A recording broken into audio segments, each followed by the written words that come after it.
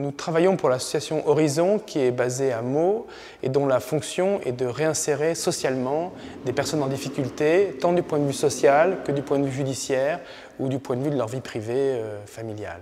Dans le cadre de son développement, l'association a acquis une friche industrielle très altérée, très abîmée, qu'elle envisage de réaménager pour en faire son siège social. Ce projet est off parce qu'il nous a mis un petit peu face à nous-mêmes, comment faire dans un cadre économique restreint, avec un bâtiment abîmé, face à un contexte réglementaire quand même extrêmement tenu, tant du point de vue de l'accessibilité que du point de vue des règles de construction.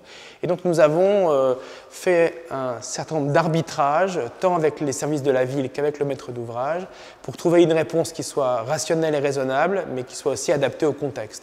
C'est-à-dire que, par exemple, nous avons traité une accessibilité aux handicapés qui ne soit pas, par exemple, généralisée à tous les étages de bureaux.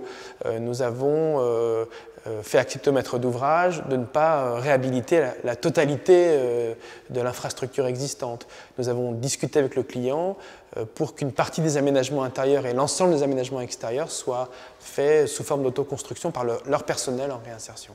Et donc, chemin faisant, la confiance se mettant en place entre les différents acteurs, nous sommes arrivés à une réponse technique et économique qui soit conforme aux moyens réels du maître d'ouvrage, qui, à leur échelle, sont essentiellement liés à leur capacité d'emprunt, à des dons, à des dotations nationales et donc qui sont forcément limités. Qu'est-ce qui caractérise un bâtiment industriel dans lequel on fabrique des pièces de voiture? Voilà. Eh bien, ce qui caractérise ce genre de lieu, ce sont de grandes surfaces de dallage sur lesquelles ont été implantées des machines, des générations de machines selon les différents occupants. Vous avez deux solutions à ce moment-là. Ou vous cassez le dallage et vous refaites un dallage réglementaire sur plusieurs milliers de mètres carrés. Et donc vous imposez au client une dépense assez lourde. En termes de développement durable, vous n'êtes pas très bon parce que vous cassez, vous concassez, vous enlevez, vous transportez, vous ne savez pas comment récupérer.